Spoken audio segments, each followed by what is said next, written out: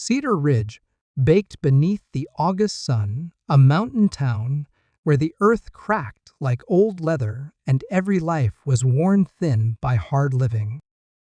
The plaza, at its center, lay still, the dust packed hard as stone beneath the weight of boot heels, wagon wheels, and long afternoons that seemed never to end.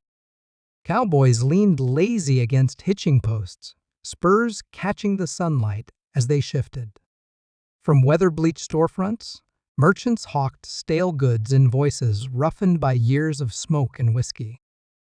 Women in faded calico dresses hurried across the square parasols, tilting against both the merciless glare and the crude stares of idle men. The air smelled of dust, sweat, and horsehide. Cedar Ridge was the kind of place where gossip could kill faster than a bullet, and yet the townsfolk lived for any spectacle that broke the monotony of the heat. This afternoon they got one. Martha Coleman. They called her the Mountain Medicine Woman when they needed her help, and worse names when they didn't. She walked tall through the plaza, a satchel of herbs and roots, slung heavy across her shoulder, her dark skin shining with sweat, her homespun dress plain but practical. She did not flinch when whispers followed her. She had learned long ago that courage meant moving forward while others snickered behind your back. But today she didn't just walk through town. She stopped. Dead center of the plaza, Martha swept her gaze across the loungers, gamblers, and loafers until her eyes found him, a stranger sitting on the steps of the saloon. He was new to town trail, worn from hat brim to boots. His shirt was sun-bleached, his coat dusty, his hand resting easy near the revolver at his hip, not tense, not nervous, just the posture of a man who had known trouble often enough to befriend it. Unlike the others, he hadn't laughed when she passed. He hadn't whispered a crude remark. He just watched. Quiet. Steady. That was enough. Martha squared her shoulders and marched straight toward him. The crowd sensed drama. Laughter died into silence. Boots scraped as men shifted for a better view. She stopped 3 feet from the stranger, forcing him to look up. For a heartbeat, the whole square seemed to wait. Then her voice cracked through the stillness like a rifle shot. "You. Tonight, you're coming to my bed." The words exploded through Cedar Ridge. Catcalls, whistles, howls of laughter burst from every corner. Men slapped thighs, doubled over, tears streaming at the audacity. One voice shouted something filthy. Another jeered about knowing her place. The plaza shook with mockery. All except the stranger. His eyes, gray as a storm, rolling over winter plains, locked onto hers. And Martha saw what no one else bothered to notice: the tremor in her clenched fists, the desperate edge in her stance, the way she stood as if this were her last stand. The man tilted his head, voice low, but cutting clean through the raucous noise. "That's a mighty bold proposition for broad daylight." Martha lifted her chin higher, gripping the satchel strap until her knuckles whitened. "I'm not asking anything improper. I need a husband, legal binding, and I need one now. You're the only man in this square who hasn't been bought or scared away." The laughter faltered. A murmur rolled through the crowd. Everyone knew about the law territorial statute newly passed requiring any unmarried woman inheriting more than 1,000 acres to wed within 30 days or else forfeit it all to the authorities. And everyone knew Josiah Coleman's story, the freedman who had once been a slave, who could read contracts when others could only scratch an X, who had secured 1,200 acres rich with silver seams. Dead now, 3 months under strange circumstances, leaving only his daughter. 7 days left. The stranger unfolded himself from the saloon steps. He was taller than most, broad-shouldered enough to block out the sun as he straightened. He touched the brim of his hat. Name's Samuel Hawkins. Folks usually call me Sam. And you are Martha Coleman, daughter of Josiah. Recognition flickered across his features. I heard about your father. Heard, too, that you're having trouble with what he left behind. Trouble? Martha laughed bitterly. From her satchel, she pulled a folded court document, its territorial seal visible even from where the crowd stood. She held it aloft. This says I've got 7 days before everything my father bled for is stolen. The land that claims the house he built with his own hands. 7 days. Sam's jaw tightened. And those men courting you before the ones the town liked to gossip about. They were paid to disappear, Martha snapped. One shipped off to California, one remembered family back in Missouri, the last admitted straight out that Aldrich bought him off. The mayor's name hung like a curse over the square. Mayor Aldrich, who owned half the businesses in town and had his greedy fingers in the rest. Everyone knew he wanted Coleman's land.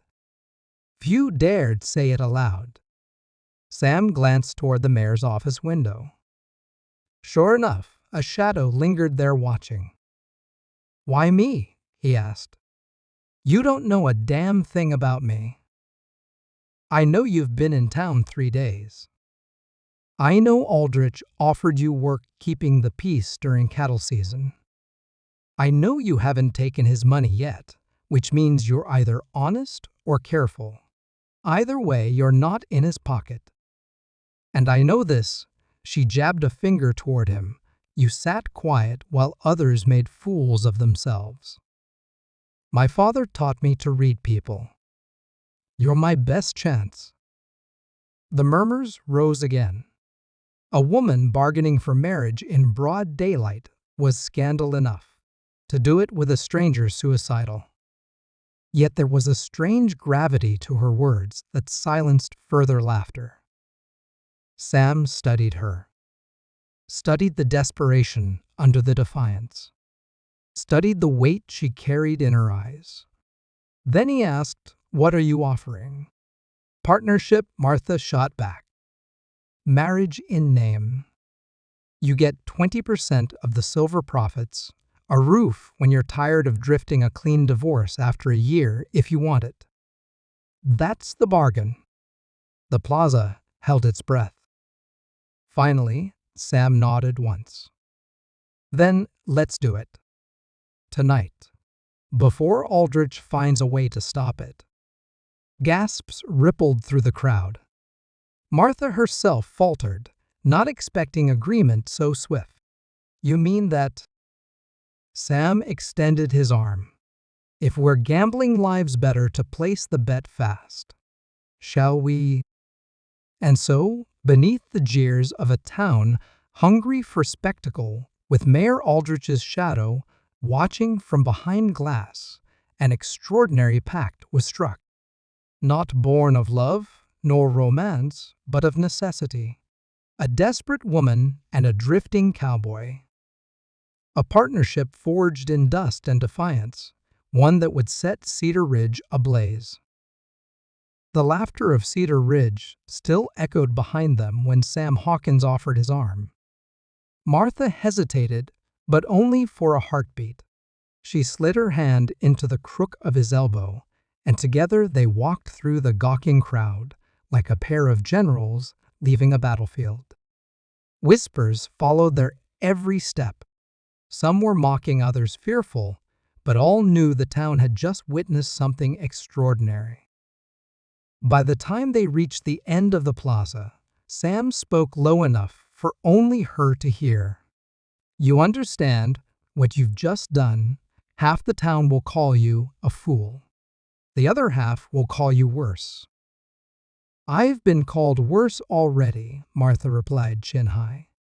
Fool, witch, savage. Names don't matter. What matters is 7 days, and Aldrich won't wait quietly. Sam's gray eyes studied her as though measuring the steel beneath her words. Why not wait? Why not appeal to Denver? The law's rotten, but sometimes appeals work. Denver is 3 weeks away, she said sharply. By then, it's too late. The land goes to the mayor by default. That's exactly why they passed the statute. Sam nodded slowly. All right. Then we do this quick. But if I'm to marry you, I need the whole story. Not the crowd's version. Yours. They turned down a side street, leaving behind the last of the onlookers. A whitewashed church stood at the edge of town, its simple cross throwing a long shadow in the afternoon light. Sam pushed open the heavy door, gesturing her inside. The sanctuary smelled of pine wood and old hymnals, cool compared to the blistering sun outside. Sit, he said, taking a pew near the back. Martha sat stiff-backed, her satchel across her lap like a shield. For a moment, she simply stared at the wooden cross, gathering her words. Then she spoke. My father, Josiah Coleman, was born into chains in Virginia. He fought for the Union, earned his pay, and when the war ended, he came west. He could read, write, reckon figures. That was his weapon. While others signed with Anks, he signed his full name. He paid taxes on land no one else bothered to understand, and that's how he built what we have. 1,200 acres, silver veins, richer than Comstock. He taught me everything: law, medicine, numbers, herbs. He said knowledge was armor. Her voice cracked, but she forced it steady. 3 months ago, he fell sick. Shaking hands, confusion, visions. Doc Morrison said mountain fever. Gave him tonics. But I knew better. He got worse fast. By the end, he didn't recognize me. After he died, I found a vial hidden in his chest. I sent it to Denver. Mercury. Enough to drive a man insane if taken slow. Sam's jaw clenched. You're saying Morrison poisoned him? I'm saying Morrison works for Aldrich. My father stood between him and the richest silver seam in Colorado. Now, my father's gone, and if I don't marry, everything he bled for is gone with him. Sam leaned back his hat, shadowing his face. The weight of her words settled heavy in the quiet church. He had heard stories of corruption, of men losing land to trickery, but this was murder dressed in legal paper. And you trust me, he said finally, a stranger to step into this war. I don't have the luxury of trust, Martha answered. I have necessity. You carry yourself like a man who knows trouble. I need that.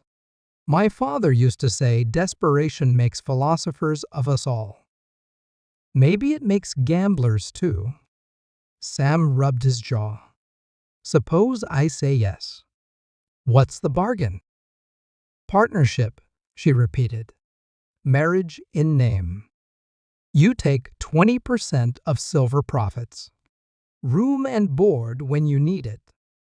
After a year, if you want to ride on, we divorce quiet. No fuss. And if I say no, her eyes flickered just once with fear. Then she squared her shoulders. Then Aldrich takes it all. And I'll spend the rest of my days knowing I could have saved it if I'd been brave enough to ask. For the first time, Sam smiled, not mocking, but grim. You've got grit, I'll give you that. Before she could answer, the church door creaked. Sunlight spilled across the floorboards as three men stepped in dusters, hanging loose hands, brushing near their holsters. Jake Morrison, the doctor's brother, led them. "Well, now," Jake drawled, tipping his hat in mock courtesy, "heard a curious tale in the plaza. The mountain woman propositioned a stranger. Bold, real bold." Martha rose to her feet, standing tall. "Bold or not, it's happening. Reverend Mills will perform the ceremony tonight. You can tell Aldrich." Jake's smile twisted. "Aldrich won't like it." Sam rose beside her, slow and deliberate. He stood a head taller than Jake, his presence filling the room. "Then Aldrich can come tell me himself." Jake's eyes flicked to Sam's tied-down holster, the casual way his hand hovered near it. He spat on the floor, masking unease with bravado. Cedar Ridge's a small-town stranger. Everyone knows everyone else's business. You sure you want to tie yourself to this witch? Sam's voice was quiet, but it carried the weight of iron. "The lady is my business now. Anyone with a problem can bring it to me." For a long moment, the air tightened hot as a pistol barrel after firing. Then Jake snorted. "Have it your way. But this ain't over." He and his men backed out, boots clattering against the steps. When the door shut, Martha let out a breath she hadn't realized she was holding. "They'll be back." "Yes," Sam agreed. "But not tonight. Tonight, we make this legal. Tomorrow, we fight back." She looked at him, really looked, and saw not just a drifter, but a man who carried his battles like scars. She had gambled everything on this stranger. Time would tell if her gamble was salvation or ruin. The sun dipped lower shadows, stretching across the church floor. Sam offered his arm again, his gray eyes steady. "Come on, Mrs. Almost Hawkins. Let's find the Reverend before Aldrich finds us." Martha placed her hand on his arm, her heart pounding like hooves on hard earth. The battle for Cedar Ridge had just begun. The last rays of sunlight bled over the ridges as Sam and Martha left the church. The air had cooled but carried a sharpness that hinted of storms brewing, whether from the sky or from Mayor Aldrich's schemes. The town buzzed with rumor as they walked. Doors cracked open, faces, peeked out whispers, chased them down the street. The mountain woman and the stranger. A marriage bargain made in daylight, now hurrying toward nightfall. At the parsonage, Reverend Mills opened the door in his plain black coat, spectacles perched low on his nose. He was a thin man, weary from too many funerals and too few baptisms. His eyes widened when he saw who stood on his step. "Martha Coleman and you must be the drifter folks are gossiping about already." "Samuel Hawkins," Sam said, tipping his hat. "We need a ceremony, Reverend. Tonight."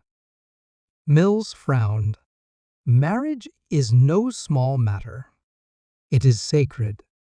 I generally require counseling preparation."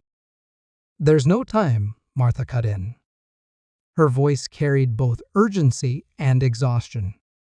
"By law, I must be wed within the week or lose everything my father built.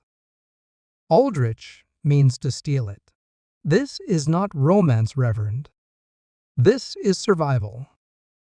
The Reverend studied her a long moment. Then his gaze shifted to Sam.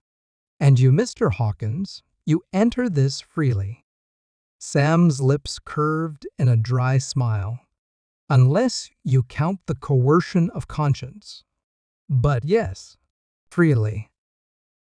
Mills sighed, rubbing his temples. "Very well. But you'll need witnesses." "I'll fetch them," Martha said quickly. Mrs. Chen will come and Pete Winters. Both knew my father. Both can be trusted. Sam nodded. I'll stand watch in the meantime. Aldrich's dogs won't sit idle. And so the strange procession formed. By dusk, Mrs. Chen, small and stern with her steel-gray hair pulled tight, arrived with a lantern in hand. Beside her shuffled old Pete Winters, a prospector bent with years, but sharp-eyed as ever. I ain't seen a wedding like this in 50 years, Pete muttered, leaning on his stick. But your papa would approve, girl. He was never one to bow to bullies. Inside the church, candles were lit. Their flickering glow cast long shadows across the wooden walls. Reverend Mills opened his worn Bible, clearing his throat. Let us begin. Martha's heart pounded as she stood opposite Sam. She had expected nothing, only a cold bargain and arrangement of necessity. Yet when his calloused hand closed around hers, warmth surged through her veins. She steadied herself, refusing to let emotion cloud her resolve. Do you, Samuel James Hawkins, take this woman to be your lawful wife? I do, Sam said simply, his gray eyes unwavering. And do you, Martha Grace Coleman, take this man to be your lawful husband? I do, she answered, her voice stronger than she felt. Then, by the power vested in me by Almighty God, and this territory, Mills declared, I pronounce you husband and wife. The words hung in the candlelit air. Sam lifted her hand, not shaking it like a business partner, but brushing her knuckles with a gentleman's kiss. Mrs. Hawkins, he said softly. Her cheeks flushed. Mr. Hawkins. Mrs. Chen dabbed at her eyes. Pete grinned toothlessly. The Reverend signed the registry, and they all leaned forward to witness. The ink was barely dry when the church doors slammed open. Jake Morrison stood silhouetted against the night, flanked by 3 men with rifles slung loose. Well, well, he drawled. Heard there was a wedding. Funny thing, nobody thought to invite us. Sam moved instantly, placing himself between Martha and the intruders. Private ceremony. Family only. Jake's laugh was sharp. Family, let's see, 1 drifter, 1 half-breed, 1 Chinawoman, and a broken-down prospector. That's your family, Martha. You shame your father's name. Pete rapped his stick on the floor. Better than thieves and cowards. Hands drifted toward holsters. The air thickened with gunpowder tension. Sam's voice cut through low and deadly calm. You pull iron in this church, Morrison. You'd better be ready to meet your maker tonight. The threat sank deep. Sam Hawkins's reputation had reached even Cedar Ridge. A man who had faced down the Wallace gang in Amarillo did not bluff. Jake licked his lips, weighing his odds. Finally, he sneered, no need for unpleasantness. Just delivering a message. He tossed an envelope onto a pew. Mayor Aldrich is calling in debts. Seems your old man borrowed more than he could pay. Full repayment due by week's end. Martha stiffened, reaching for the letter, but Sam caught her arm. He spoke evenly. We'll review any legitimate claims through proper channels. You've delivered your message. Now leave. Jake smirked. This ain't over, Hawkins. You tied yourself to a losing hand. Hope she's worth it. They retreated into the night spurs, jangling against the floorboards. The church fell silent. Martha snatched up the envelope, scanning its contents by trembling candlelight. Her voice was bitter. Lies. My father never borrowed a cent from Aldrich. These are forgeries. Sam leaned over her shoulder, reading the neat, practiced handwriting. Can you prove it? Papa kept records. Every receipt, every deed locked in his strongbox at the cabin. But proof means nothing if Aldrich buys the judge. Sam's hand settled lightly on her shoulder. Then we'd better be ready with more than papers. We need allies. Aldrich won't fight fair, but he can bleed if enough people stand against him. Her eyes lifted to his fierce, despite the tears burning there. You'd stand with me against him. I gave my word, Sam said simply, and I keep my promises. Reverend Mills closed his Bible with a soft thud. Then God bless this union. You'll need every blessing you can get. Outside, the night was deep and still. Martha and Sam stepped into it, not as strangers, but as husband and wife bound not by love, not yet, but by necessity and defiance. Around them, the mountains loomed ancient and silent witnesses to a war just beginning. As they walked toward the cabin, Martha called home. Sam kept his hand near his gun. Every shadow seemed alive. Every rustle whispered Aldrich's name. And though the marriage had been spoken in haste, Sam knew one truth already: this woman's fight was now his fight. Cedar Ridge had been ruled by fear too long. Tonight, a storm was rising.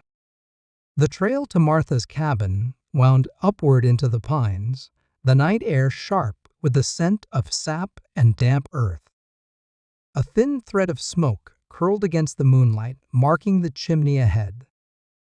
The cabin emerged from the trees like something grown from the mountain itself, logs weathered silver gray, a stone hearth, and a porch wrapped around two sides. It wasn't grand, but it was solid. A home built to withstand winters that could kill the unprepared. My father built this with his own hands, Martha said softly, as if speaking to the ghosts who lingered. Said a man's home should be like his word, strong enough to stand through any storm. Inside, the cabin was neat and carefully ordered. Shelves lined the walls, heavy with jars of dried roots and tinctures. A scarred table bore the marks of years of use, and beside it lay books, more books than most in Cedar Ridge had seen in a lifetime. Titles in law, medicine, mining, botany. A world of knowledge gathered in secret.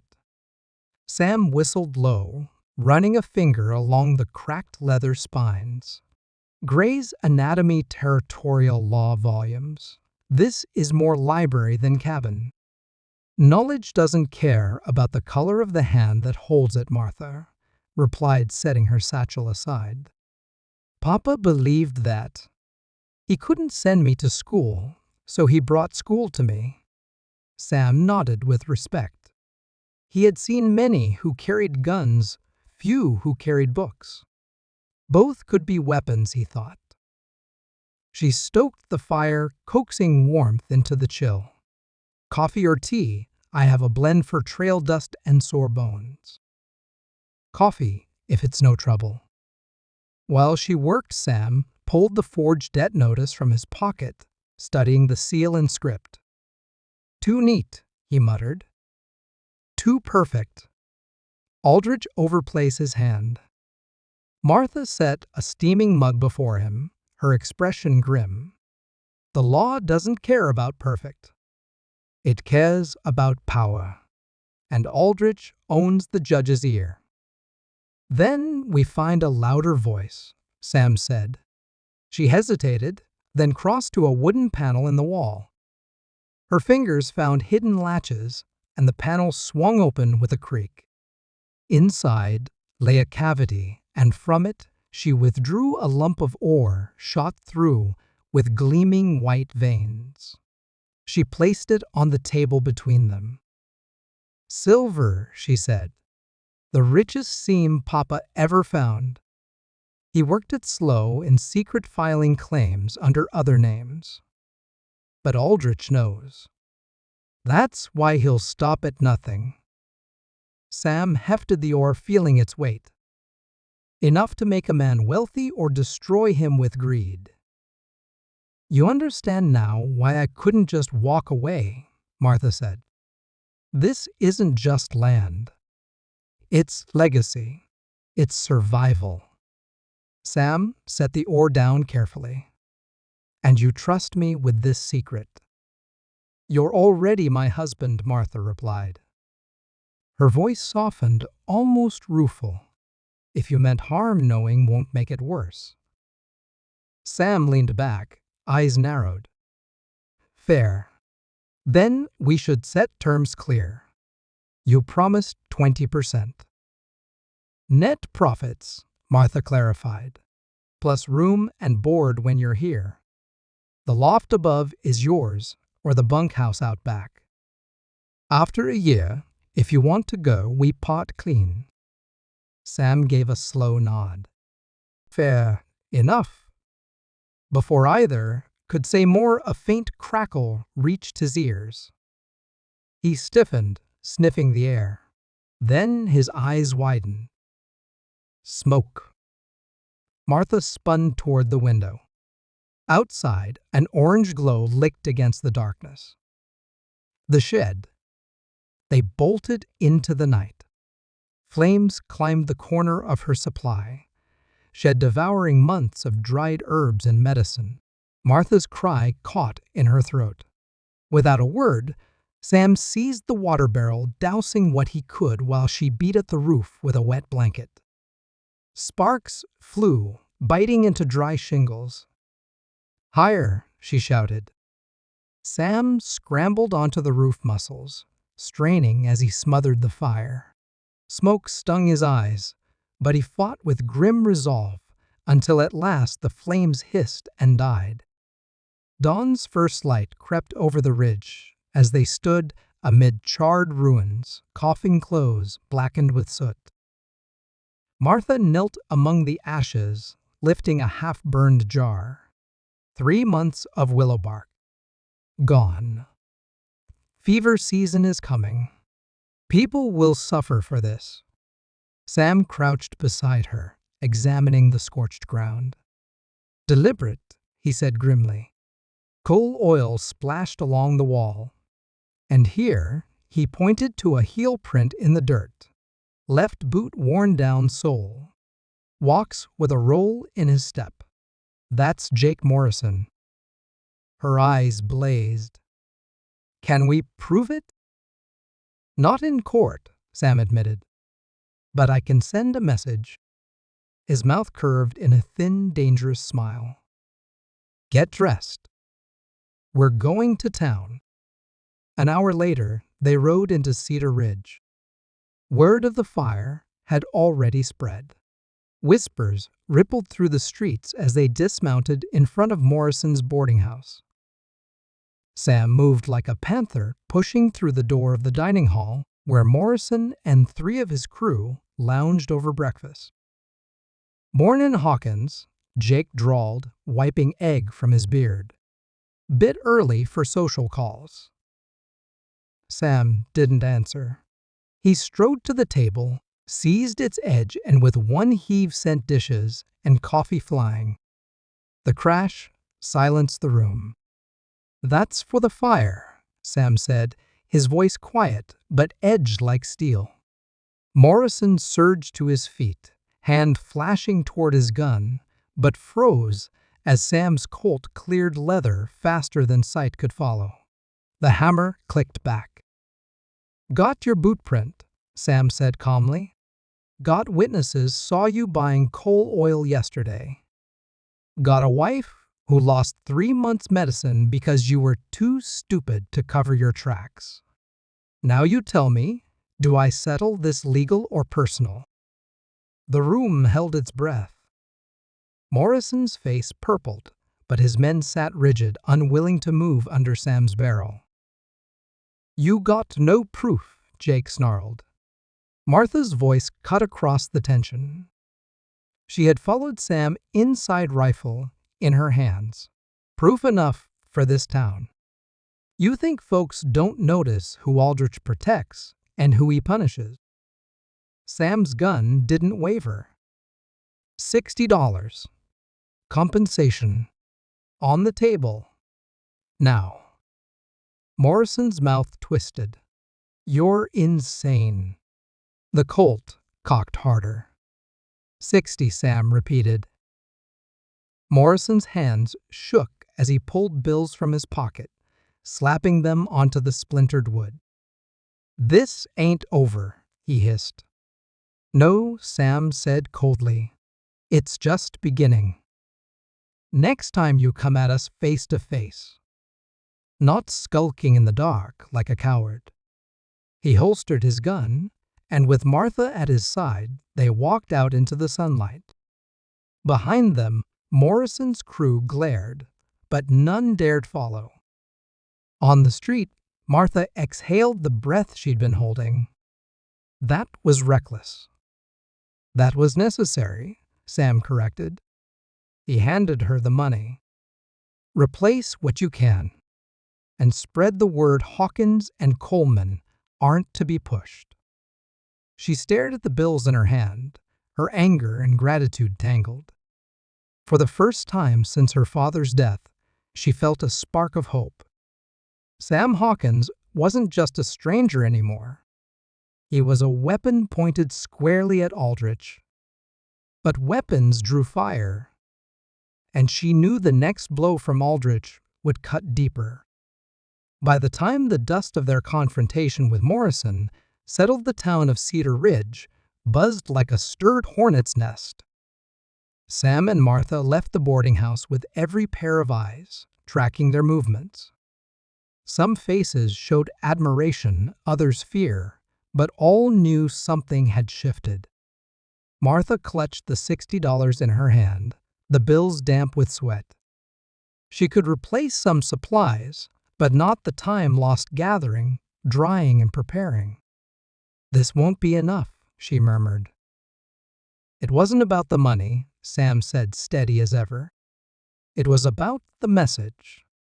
Folks needed to see that Aldrich's men can be challenged and walked away breathing.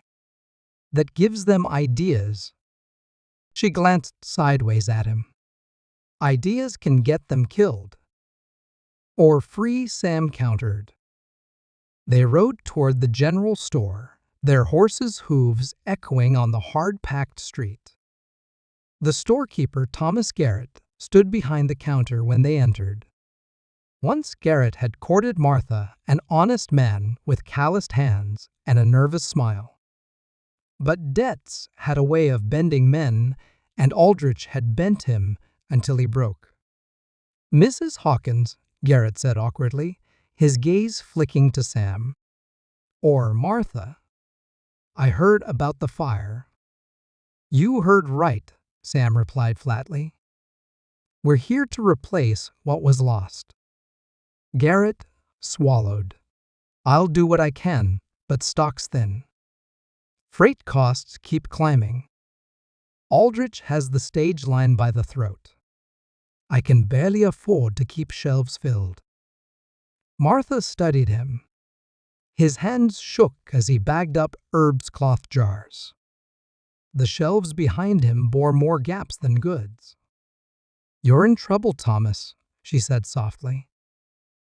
He let out a hollow laugh. So's half this town.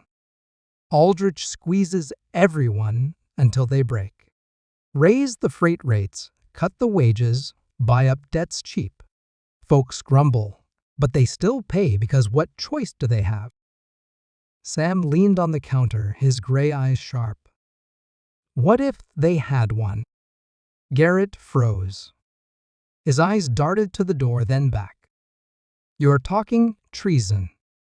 And Aldrich's got ears everywhere. I'm talking survival, Sam said. Yours, mine, hers. Aldrich doesn't own you, not unless you keep letting him. Garrett looked at Martha. For a moment, Shame flickered across his features. Then he turned back to his ledger, scribbling figures with trembling fingers. "I can't," he whispered. "Not yet." "Sam, let it be. You didn't build a rebellion by breaking men, you planted seeds and waited." They left the store with supplies strapped to their saddlebags. Outside, Martha's jaw was tight. "He used to be brave," she muttered. "Fear makes cowards of the best men," Sam said. "But it also makes them desperate. Desperate men can change." As they rode on, the picture grew clearer. At the blacksmith's forge, a young man hammered listlessly, muttering about our shipments costing triple what they once had. At the seamstress's shop, a mother of 3 sewed by lamplight, her husband forced to work Aldrich's mines for pennies. In the valley below, Mexican families watched their water rights disappear, one legal document at a time. Everywhere, Sam saw the same pattern, a town suffocating under Aldrich's grip. Martha's voice was hard as stone. "He's bled them all dry." "Monopolies are like that," Sam agreed. "Control everything and everything becomes a weapon. But they're brittle too. Break one piece, the whole structure cracks." Before she could reply, a commotion rose near the saloon. Shouts. Angry voices. They pushed through the crowd, and Martha's heart clenched. Mrs. Chen stood in the street, her laundry scattered across the dust. Jake Morrison's men ringed her, sneering. One of them kicked at her basket, scattering clothes. "Dirty foreign wash," Morrison jeered. "Spreading disease." Town council passed a new ordinance. No foreigners within city limits. "You're finished, old woman." Mrs. Chen stood her ground, small but unyielding. "I have been here 20 years. Longer than you, Jake Morrison. This is my home." Morrison reached for her arm, only to stop short when Sam's hand clamped around his wrist, twisting until the foreman dropped to one knee with a strangled gasp. "The lady's not interested in your help," Sam said conversationally, his Colt hanging loose at his side but ready. His voice carried to the crowd, gathering fast. "And since when does Cedar Ridge pass laws in the middle of the night?" Emergency session. Morrison, gritted, sweat beading on his brow. Mayor Aldrich, Doc Morrison, and Banker Hutchkins. All voted. All legal. Martha knelt to gather Mrs. Chen's laundry, her voice sharp. 3 men with profit to gain is not law. That's theft." The crowd muttered agreement. Many had families who'd faced the same tricks. Sam released Morrison with a shove. "Sounds like the town deserves a say." "What do you think, folks?" Hands went up. Voices called, "We've had enough." Martha's eyes swept the crowd, fire sparking in her chest. "Then, let's meet. Tonight. 7 o'clock at the town hall. If Aldrich can write laws in the dark, then we'll write justice in the light." Morrison sputtered. "You've no authority." "She's a property owner," Sam cut in. "And a married woman. That gives her voting rights. According to territorial statute, any 12 property owners can call a town meeting. Who here owns property?" Dozens of hands lifted. Farmers, craftsmen, even a few mine workers with small plots. The tide was shifting. 7 o'clock, Martha repeated. "Spread the word." Mrs. Chen clutched her arm. "You risk much for me." "You stood witness at my wedding," Martha replied. "That makes us family." As the crowd dispersed, Morrison glared, rubbing his wrist. "You think this is over?" Sam's voice was ice. No, it's just beginning. They spent the afternoon riding from house to house gathering support. Martha knew exactly who to visit: the minister weary of Aldrich's sermons on prosperity, the banker's wife ashamed of her husband's greed, the schoolteacher whose salary had been cut. Everywhere faces hardened. Fear was cracking into anger. By sunset, the meeting hall bulged with townsfolk voices rising like a storm. Sam stood near the door, scanning for danger, never far from his gun. On the podium, Martha raised her chin, the lamplight catching her features fierce and unshaken. Citizens of Cedar Ridge, she began, her voice ringing to the rafters. We are here to decide if this town belongs to law or to greed, to the people or to Aldrich. No more whispered complaints. No more suffering in silence. Tonight we choose. The roar of agreement rattled the walls. For the first time in months, Cedar Ridge dared to hope. Sam watched from the shadows, pride stirring in his chest. He had married a stranger for convenience, but tonight he saw something more. This woman was fire, and fire could spread. But he also knew fire drew storms, and Aldrich would not let this flame burn without a fight. The hall creaked beneath the weight of bodies. Every bench was filled, and still people crowded along the walls, spilling into the street, where lamplight flickered over anxious faces. The air was hot with sweat and anticipation, thick with something Cedar Ridge hadn't tasted in years: possibility. Sam stood at the back hat, low eyes sweeping the room. He counted Morrison's men outside, their silhouettes, tense against the fading light. If Aldrich meant to silence this gathering, tonight was the moment. His hand rested near his revolver, not yet ready, but close. On the podium, Martha faced her neighbors. The woman who had once been mocked in whispers now commanded silence with the strength of her gaze. We live under laws that serve only the rich, she declared, her voice steady. We've watched our wages stolen, our water rights, stripped our families starve, while Aldrich grows fat. How much longer will we bow our heads? Murmurs turned into shouts of agreement. Men stomped boots, women raised fists, children peered wide-eyed from behind skirts. Then the doors banged open.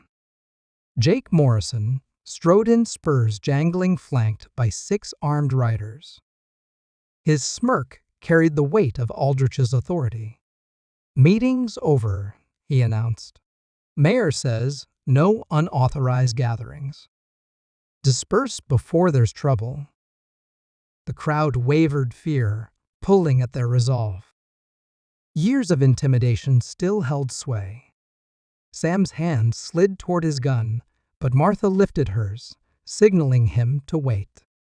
She stepped forward, her black bombazine dress severe, her voice ringing like iron on steel. "No, Mr. Morrison.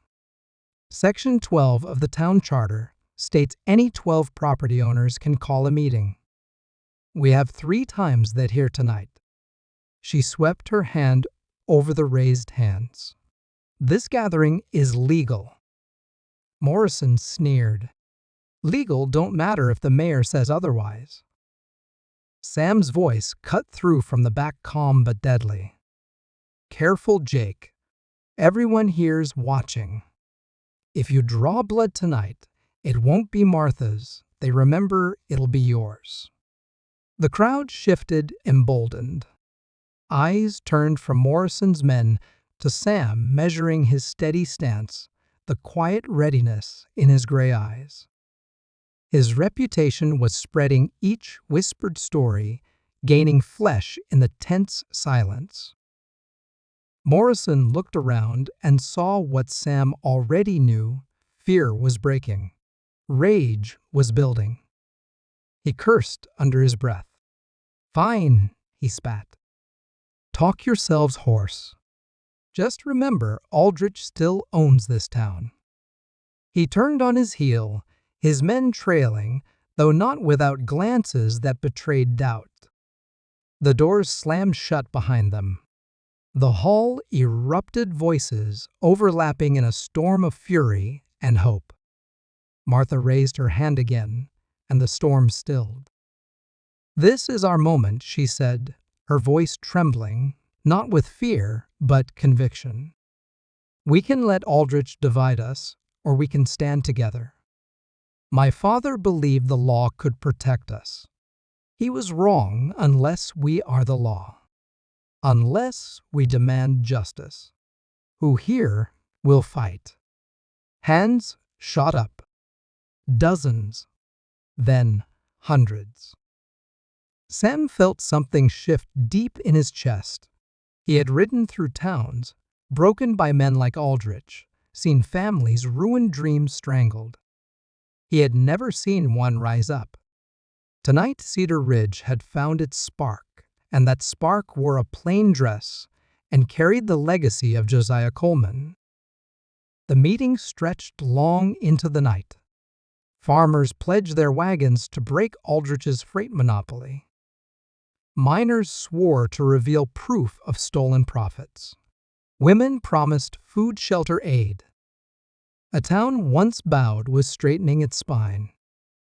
When at last the people filed out, faces alight with fierce determination, Martha remained at the podium, weary but unbent. Sam moved to her side. "You realize what you've started," he said.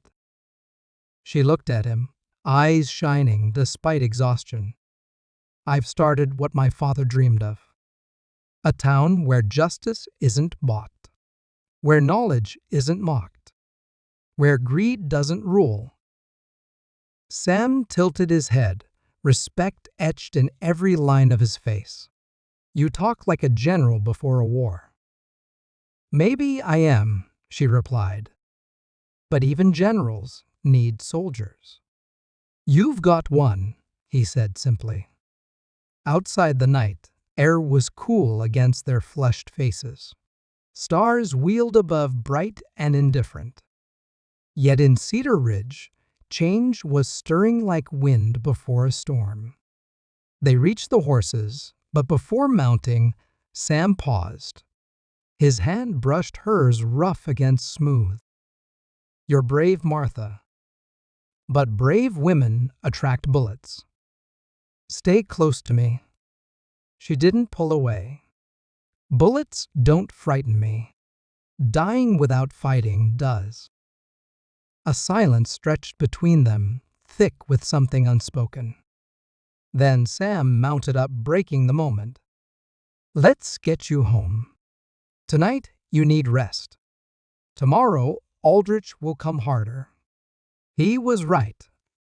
They had barely reached the cabin when the acrid scent of smoke reached their noses again. Sam leapt from the saddle, gun drawn, Martha close behind with her rifle. But this time, it wasn't fire. A warning was nailed to the porch post, a crude drawing of a gallows, Martha's name scrawled beneath. Her jaw tightened as she tore it free. "He means to break me." Sam's gray eyes were colder than steel. "Then let's show him you don't break easy." Inside, they bolted the door lamps, casting long shadows. Martha set the gallows drawing in the fire, watching it curl into ash. "Tomorrow we hit back," she said, her voice low. Sam nodded. "Not with fire. With proof. With allies. With daylight." They sat across the table, the silver ore glinting faintly between them. A symbol of all that was at stake: wealth, survival, legacy. Neither spoke for a long time. The night outside hummed with the song of crickets, the distant howl of coyotes, and the whisper of war drawing near. At last, Sam leaned forward. "You gamble big, Martha Coleman Hawkins. Bigger than anyone I've met." She met his gaze without flinching. And you, why did you say yes? For a moment, something vulnerable flickered across his weathered features. Because once long ago, my father lost everything to men like Aldrich. I couldn't help him then. Maybe I can help you now. Her heart twisted. She reached for her cup, hiding the tremor in her hands. Then we fight together. Partners. Partners, Sam agreed. Outside, the mountain wind shifted, carrying the scent of pine and storm. A storm was indeed coming, one that would decide not only Martha's fate, but the soul of Cedar Ridge itself. 3 days after the town meeting, the scream of a mother split the morning air. Sam was checking traps near the ridge when the sound tore through the stillness raw with terror. He dropped his catch, sprinting toward town, his Colt loose in his hand. By the time he reached the main street, a crowd had gathered.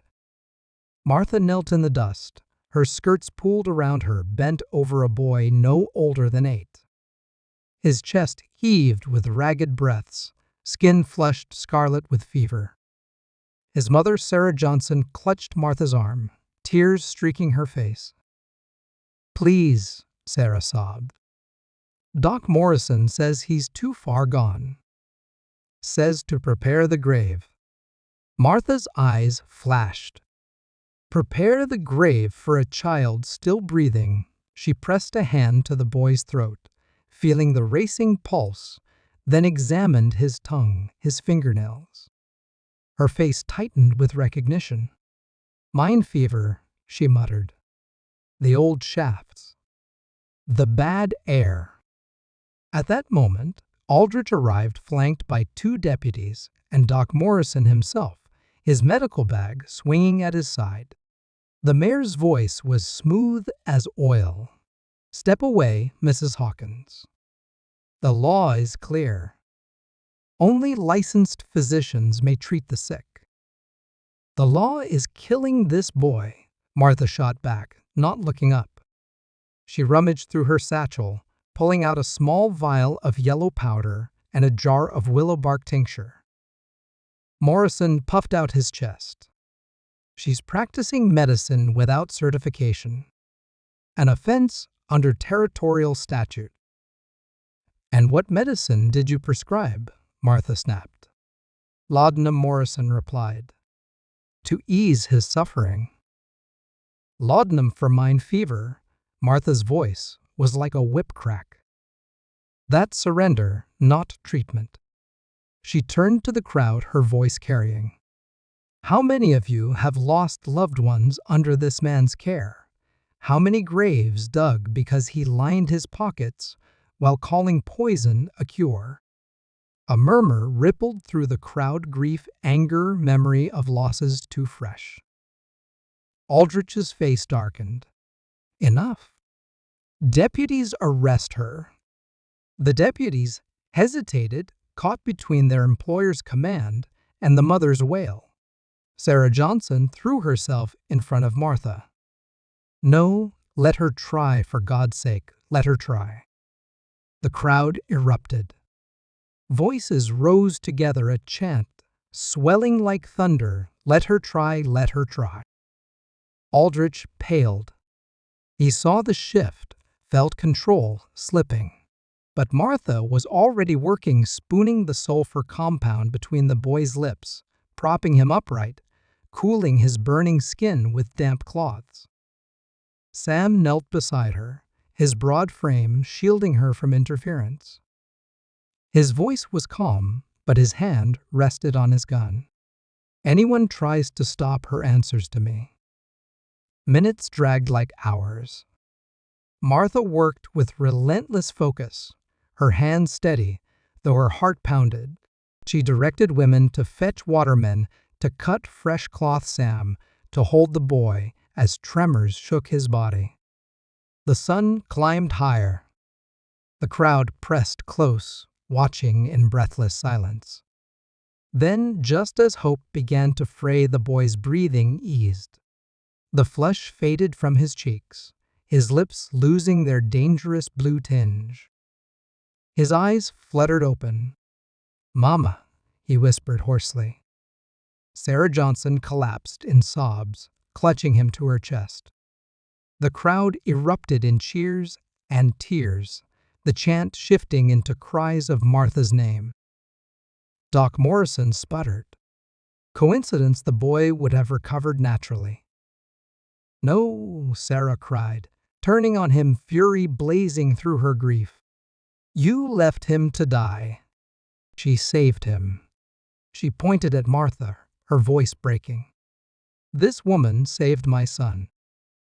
The crowd surged, pressing closer voices, demanding answers, demanding justice. Aldrich raised his hands, trying to regain control. "This is chaos. She will stand trial for her crimes."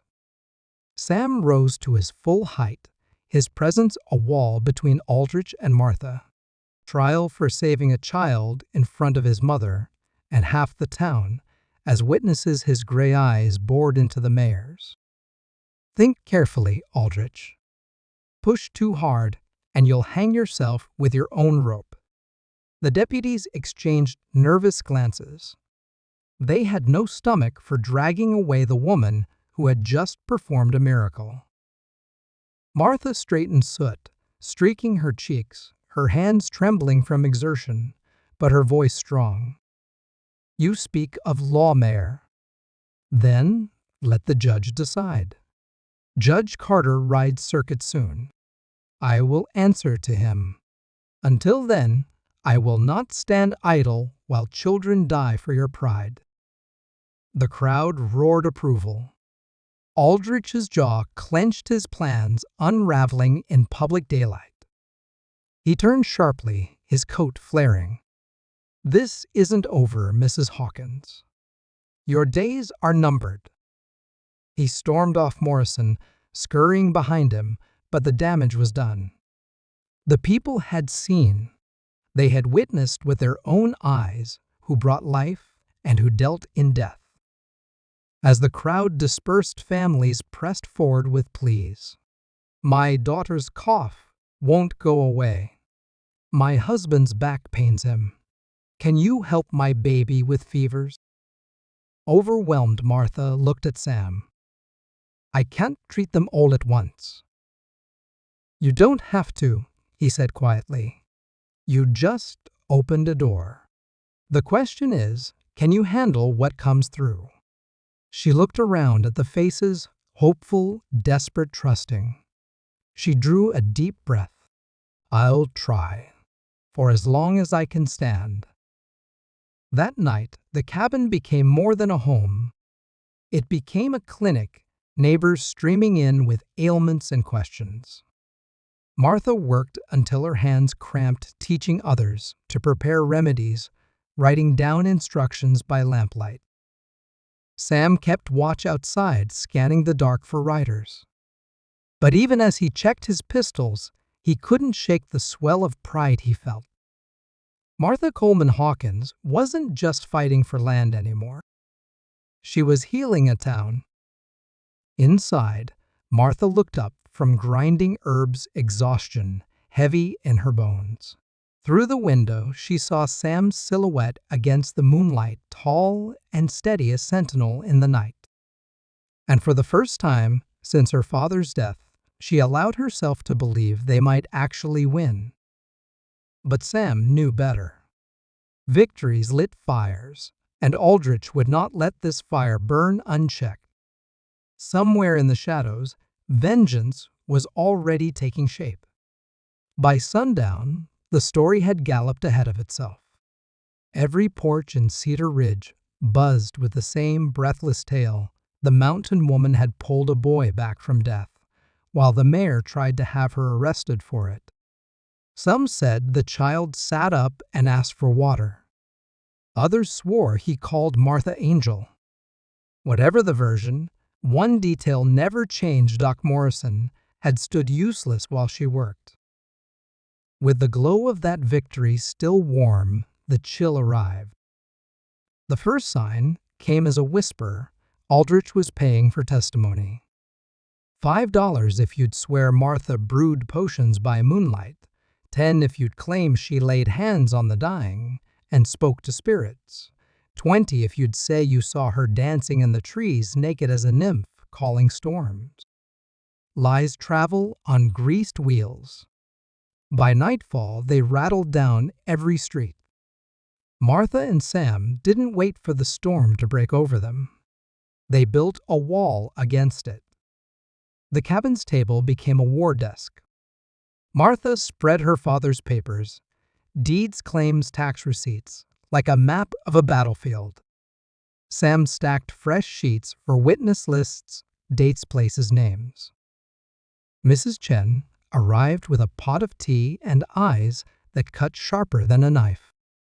Old Pete Winters limped in, carrying a tin box of his own records, and Thomas Garrett came last, pale and tight-lipped, a ledger hugged to his chest, as though it could keep him afloat. "This town is a sieve," Sam said, setting his hat aside. "Anything we say here will be in Aldrich's ear by morning. So we talk in a way that won't cripple us when it leaks, and we keep the real blades sheathed until the judge is in the chair." Martha tapped a neat column with her pencil. "We need 3 kinds of evidence. First, the paper trail, Papa's taxes filings, witnesses to the original sale. Second, living testimony, folks. Aldrich shook down workers, he cheated anyone, Jake threatened. Third, the medical trail, proof that Morrison's tonics killed as many as they cured." Garrett swallowed. "I can start the second category." He opened his ledger with trembling hands. Line after line of ink told a quiet horror freight billed to the town, but delivered to Aldrich's own businesses, phantom shipments that never arrived, emergency repairs charged to the public purse during quiet season. "I wrote it down," he said hoarsely. "All of it. I wasn't brave enough to do more." "You are now," Martha said softly. "That's what counts." Mrs. Chen set the kettle down with a decisive click. "My neighbor took Aldrich's money to lie about you. She came to me after ashamed. She'll testify the bribe happened." Pete rapped the table with his knuckles. "I can swear to the claim jumping schemes. The old man tried to steal my stripe, same way he's after yours, girl. Your pa stood between us and the lawyers. That counts for something in any court that ain't rotten to the root." Sam nodded. "Good. We'll put names to every trick. Not rumors, dates, receipts, hands that signed." He turned to Martha. "What about the medical proof?" Her mouth pressed thin. "I sent residue from Papa's vial to Denver months ago. The apothecary wrote back mercury, administered in quantity small enough to mimic illness. If we can tie that supply to Morrison or Aldrich, the rope tightens." "Can we?" Sam asked. Garrett's voice dropped. "I heard names while Aldrich had me out of the way. He flushed. He kept me in a shack on the ridge, said my store might go up in flames if I showed my face too soon. His men got drunk and ran their mouths. There's a chemist in Denver. They called him Cowley or Collie. They said he brewed slow lightning medicine that burns a man's mind, 1 drop at a time. They laughed about the old miner who went crazy near Sandoval Creeks, said it was tidy work. The room went so quiet, the stove's gentle tick sounded like hammer blows." Martha steadied herself with the edge of the table. "We put that in the ledger," she said. "Not as proof yet, but as a trail. If the judge sends for records, we want him to know where to dig." They worked by lamplight until the wick burned low. Names joined dates. Receipts matched rumors. By the time the kettle had boiled dry, A shape had formed on the table, a pattern of greed traced in ink and ash. The knock at the door was not a knock. It was a crash. Glass shattered.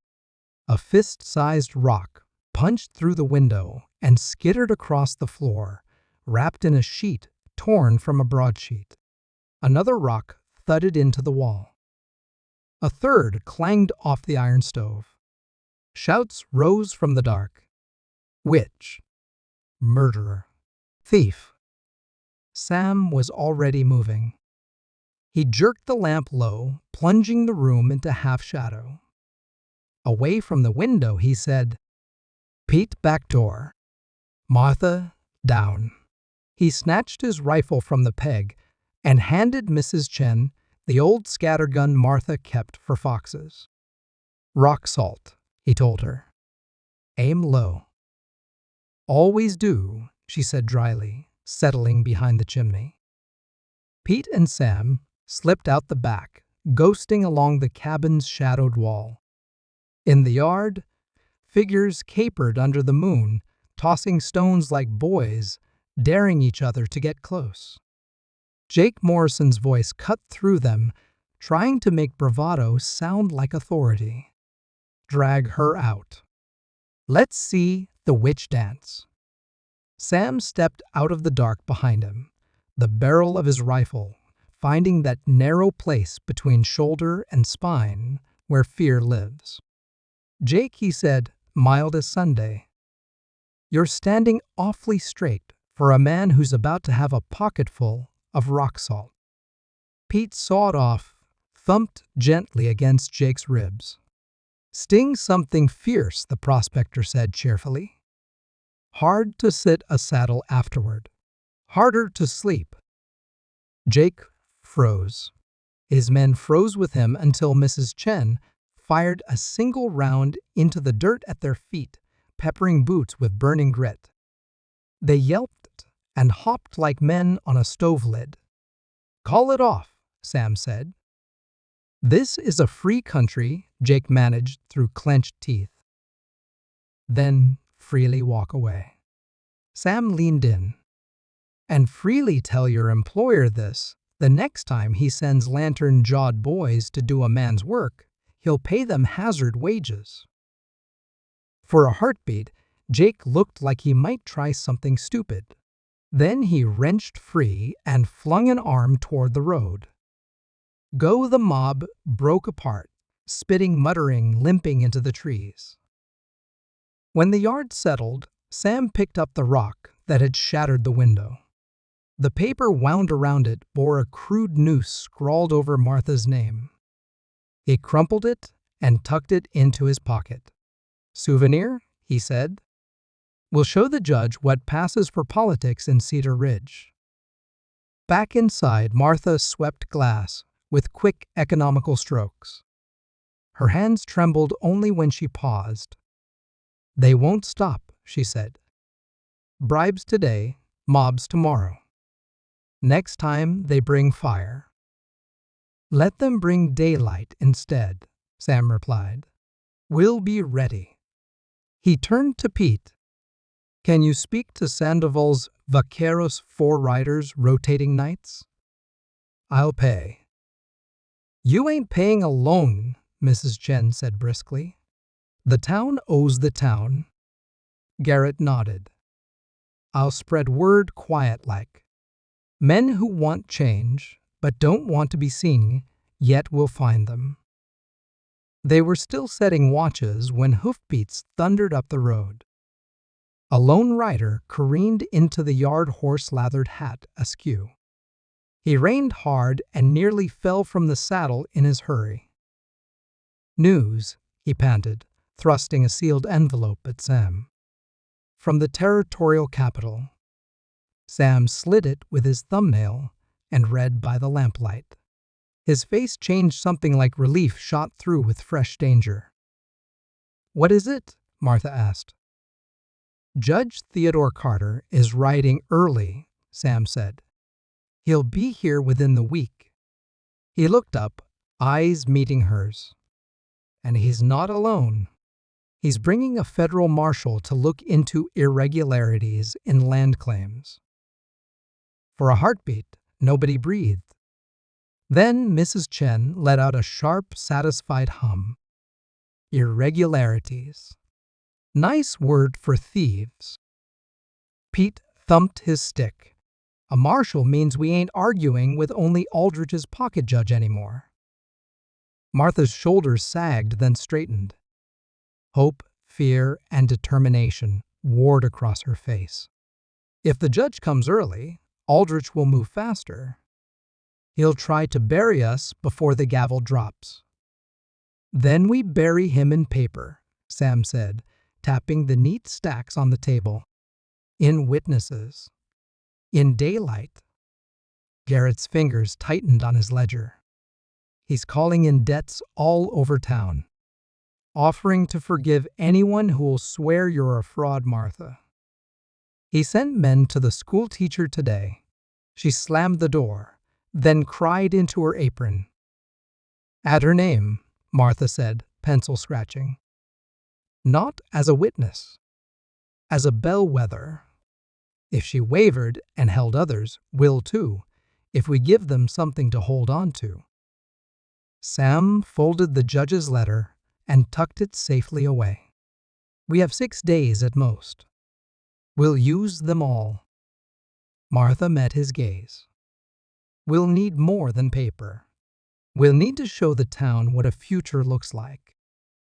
Freight that isn't taxed to death. A clinic that treats anyone. A school that takes every child. Then that's the banner, Sam said. While Aldrich shouts, witchcraft, we talk water wages and winter flour. She smiled, weary but fierce. You make it sound simple. It won't be, he said, but we're closer than we were this morning. They worked until the lamplight went grainy and the words on the page blurred. When at last Sam convinced Martha to sleep, he took the first watch on the porch rifle across his knees. The mountains crouched like old gods in the moonlight. Somewhere down in town, a door slammed and voices rose. Somewhere, a dog barked and went quiet. Somewhere, maybe Aldrich lay awake, staring at his ceiling, hearing the scrape of a noose against wood that wasn't for Martha after all. Just before dawn, the wind shifted, bringing a breath of high, cold air and the faintest scent of rain. Sam stood, stretched the ache from his back, and looked toward the road where the judge would appear. Come early, Your Honor, he murmured. We've kept the fire banked for you. Behind him, the window glimmered with a new pane of glass set hastily in the night. Inside, on the broad table, a town's case waited ink-drying names, a lined courage gathered. The mountain woman slept at last, one hand resting on her father's papers like a vow. The week ahead would decide everything. The courthouse had never seen so many faces. Every bench groaned under the weight of townsfolk packed shoulder-to-shoulder, eyes sharp with expectation. Even the windowsills were crowded, men perched like hawks. Word had flown fast, Judge Theodore. Carter was in Cedar Ridge, and he hadn't come alone. The federal marshal at his side wore a badge that gleamed like judgment itself and a reputation that spread fear through anyone who'd ever cut corners with the law. Martha sat straight-backed at the defendant's table, her black dress somber but dignified. Sam stood at her shoulder, a steady wall of presence. Across from them, Mayor Aldrich lounged with calculated confidence, flanked by Doc Morrison and Jake, their table stacked high with papers. Judge Carter banged the gavel. His voice carried like iron across the room. This court convenes to examine 3 matters. 1. The validity of the marriage between Martha Coleman and Samuel Hawkins. 2. Accusations of unlawful medical practice. 3. Challenges to the legitimacy of the Coleman landholdings. Mayor Aldrich, you brought the complaint. Present your case. Aldrich rose smoothly, bowing slightly to the judge. His tone was honey, but his eyes glittered with malice. Your Honor, the facts are simple. This woman entrapped a drifter into a sham marriage purely to defraud inheritance law. She practices medicine without license, endangering lives with quack remedies. And we have evidence that her father's original land claim was forged. In sum, she is a fraud and a danger. He snapped his fingers. Witnesses were paraded forward, one after another. Mrs. Willis, a matronly woman with nervous hands, testified first. But when Aldrich pressed her to repeat the tale he'd paid her to tell, her voice faltered. I was offered money, she blurted suddenly. Gasps rippled. Jake Morrison gave me $50 to say I saw Mrs. Hawkins dancing under the moon. It was a lie. Aldrich's smile froze. The judge's gaze sharpened. Perjury is no small matter, Mrs. Willis. I couldn't carry it on my soul, she said tearfully. She saved that boy. I won't damn myself further. The room buzzed with whispers. Aldrich waved the woman off, irritation cracking his polished mask. He called others men who stammered about witchcraft, women who claimed to see unnatural practices. Each story shriveled under Carter's pointed questions. Finally, Doc Morrison took the stand. He puffed out his chest. I am the licensed physician here. This woman has no training, no certification. She hands out herbs and false hope. Judge Carter steepled his fingers. Doctor, how long did you study? 6 months under Dr. Josiah Brennan in Missouri. 6 months, the judge repeated flatly. And Mrs. Hawkins. Martha stood. Her voice was clear. I studied under my father, who attended Freedman's Medical College after the war. I have 15 years' experience in these mountains, combining academic texts with knowledge from Cherokee healers. I have successfully treated fevers, injuries, childbirth complications cases Dr. Morrison dismissed as hopeless.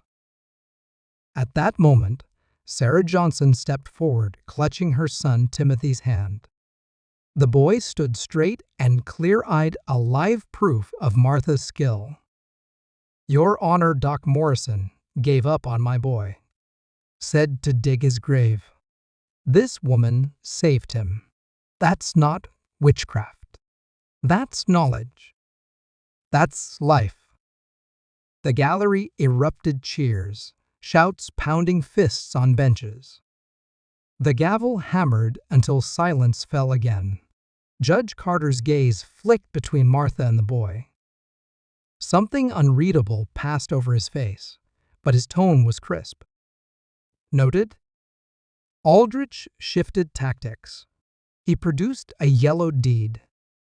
Your Honor, this is proof the Coleman land was stolen. The original owner, Garrison, never signed. This woman's father forged the deed. He laid it before the judge like a dagger. Carter examined it, brow furrowing. The signature indeed looked weak. He looked up. Defense. Sam rose. His voice was calm, unhurried. Your Honor, that deed bears your own signature. As witness. The room went dead silent. Carter blinked. Explain. Martha stood holding a letter from her father's papers. 15 years ago, my father treated you for typhoid fever at the Garrison Ranch. You recovered under his care. When he paid the back taxes, you insisted on witnessing the deed yourself. You said she unfolded the letter, her voice steady. A man who saves lives deserves to build one. These are your words, Judge Carter. Recognition dawned on the old man's face. The courtroom inhaled as one. Carter looked down at the deed, then back at Martha. His gavel struck once sharp as a gunshot. Continue. Sam called Thomas Garrett. The shopkeeper trembled, but when he opened his ledger, strength poured from the ink. Every theft, every bribe, every false shipment, Aldrich pushed through my store. I wrote it all. And when I was locked in a shack, I overheard Aldrich's men laughing about Josiah Coleman's sickness, about a chemist in Denver hired to make poison that kills slow. Lies, Aldrich thundered.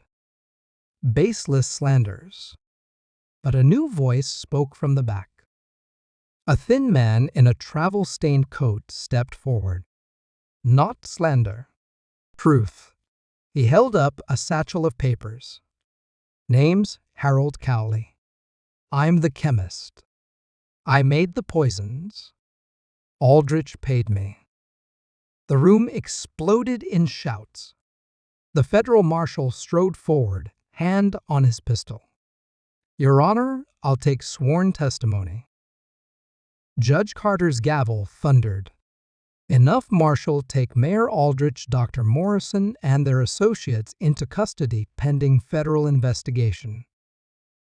Aldrich struggled, face purple, but the marshal's men clamped irons on his wrists. Jake cursed and fought, but Sam stepped in, cold steel in his eyes, and the fight drained out of the bully. Silence settled like dust after a storm. Judge Carter adjusted his spectacles. As for the matters before this court, the marriage between Samuel Hawkins and Martha Coleman Hawkins is valid. The Coleman landholdings are legitimate. And regarding medical practice, territorial law is unclear, but I see no evidence of harm, only healing. Until further statutes are written, Mrs. Hawkins is free to continue her work. The gavel slammed.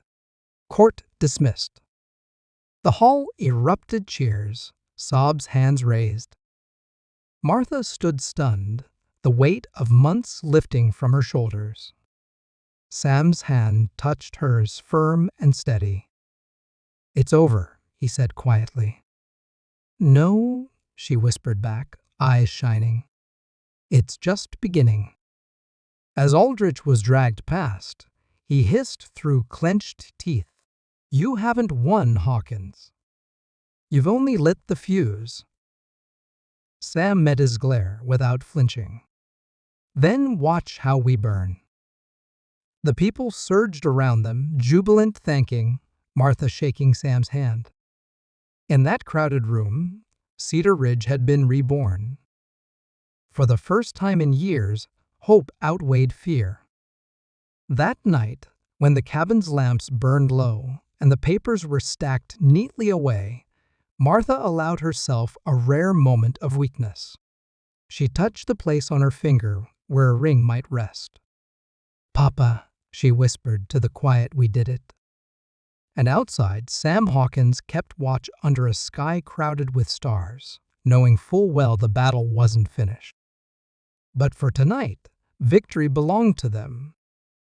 6 months later, Cedar Ridge no longer looked like the same dusty mountain town. Where fear once crouched behind shuttered windows, laughter spilled into the streets. Merchants who had been strangled by Aldrich's freight monopoly now thrived under a cooperative that set fair rates. The old mayor's mansion, once a symbol of corruption, rang with children's voices. It had become the town school. And on Main Street, where the saloon used to dominate, a new medical clinic stood beside Martha's practice, its sign painted fresh healing for all. Martha Coleman Hawkins walked through that street with her head high, no longer whispered about as the mountain witch, but greeted openly as Dr. or Mrs. Hawkins. Beside her, Sam tipped his hat to every passerby, his easy smile masking the scars of battles fought and won. They had not only saved a boy's life, or defended a plot of land, they had altered the spine of a community. At home, the cabin had grown. New rafters stretched over an expanded porch where Pete Winters carved whistles for children who visited and Mrs. Chen brewed tea for anyone who stopped by. The garden bloomed with herbs and vegetables, tended by young apprentices Martha had taken under her wing. Among them was James Morrison, the nephew of her old enemy, who worked with humility and fierce determination, learning the balance between science and compassion. Sam found her there one morning, teaching the children how to identify feverfew from wild daisies. She wiped her hands on her apron dirt, smudging her cheek, and smiled at him. That smile was still a surprise after all these months. Not because it was rare, Martha had learned to smile freely again, but because it still made Sam feel as if the mountains themselves had opened to let in light. "You've got a letter," he said, holding out an envelope sealed with the governor's crest. Martha tore it open with steady hands, though her heart quickened. She read, then read again. Her eyes widened. "They want me in Denver. The Territorial Medical Board." Sam raised a brow. "To put you on trial again." "No," she whispered, her voice shaking. "To teach. They want me to share my methods, to show how traditional knowledge and formal medicine can work together." For a long moment, the only sound was the wind in the pines. Then Sam grinned. "Guess you're starting a revolution, Mrs. Hawkins." She laughed softly. "One patient at a time." She looked around at her garden, her students, her town. "But if they're ready to listen, then maybe change can spread further than these mountains." That evening, their cabin brimmed with life. Pete told stories by lamplight. Mrs. Chen argued recipes with Ciora Sandoval, and Dr. Elizabeth Hartley, the new physician from Chicago, who had opened the clinic, discussed anatomy with James Morrison as if they were old colleagues. It was noisy, messy, and alive in a way Martha had once thought she'd never see again. Sam leaned close, his voice low amid the chatter. "Hard to believe it all started because you ordered me to your bed in front of the saloon." Her cheeks warmed, but she chuckled. "Desperate times. And you didn't refuse, as I recall." "I was curious," he teased, "about the woman bold enough to challenge a room full of cowards." His hand brushed hers under the table. "Turns out, curiosity was the best decision I ever made." Later, when the guests had gone and the night settled soft around them, they stood together on the porch. The stars blazed over the ridges, clear and eternal. Sam slipped his arm around her shoulders. "Martha Coleman Hawkins," he said quietly, "I married you for business. I stayed for justice. But I love you because I can't imagine standing anywhere else but at your side." She turned into him, eyes bright with tears she didn't fight. "And I love you, Samuel Hawkins. Not for saving my land, not for carrying a gun, but because you see me, truly see me, and stand with me anyway." Their kiss was unhurried, steady, the kind born of partnership and survival, and nights spent planning by lamplight. It was not a fairy tale kiss, but something sturdier, built to last through storms. In the months that followed, their love deepened in the quiet ways, shared coffee in the dawn hands, brushing as they planted crops, laughter echoing across the porch when Sam's hat blew off in the wind. They were no longer strangers bound by law. They were partners in every sense. One spring morning, as the mountains blushed with wildflowers, Sam found Martha placing a silver-framed document on the mantel, their marriage certificate. He arched a brow. Sentimental. Historical, she corrected with a smile. And yes, sentimental. It marks the day everything changed. He kissed her temple. The day you got yourself a husband. The day I got myself a partner, she replied. The husband part turned out to be a very fine bonus. Cedar Ridge thrived because of that partnership. The silver mine was run cooperatively, profits shared. The clinic healed without demanding fortunes. The school opened its doors to every child. People of every color, creed, and language worked side by side in ways no one would have believed possible when Aldrich ruled. On the anniversary of their improbable wedding, the town gathered at the schoolyard.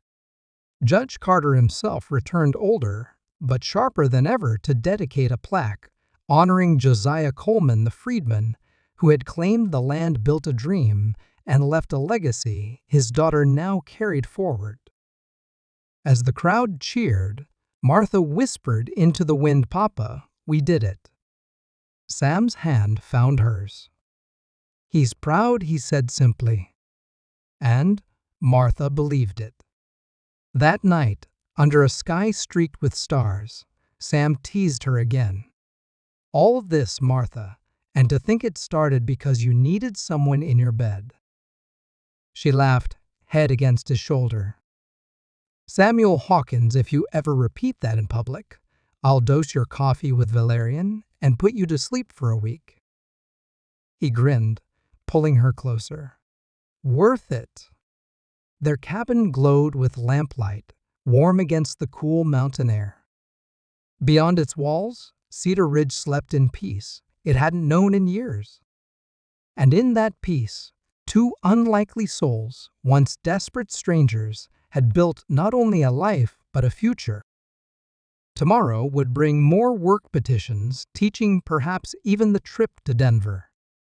But tonight, they allowed themselves the rare luxury of simply being partners, lovers, builders of a legacy that would outlast them both. The mountains stood eternal. The stars wheeled overhead. And in Cedar Ridge, hope was no longer a dream, but a living, breathing truth born from the courage of a mountain woman and the steadfast heart of a cowboy who had once been just a drifter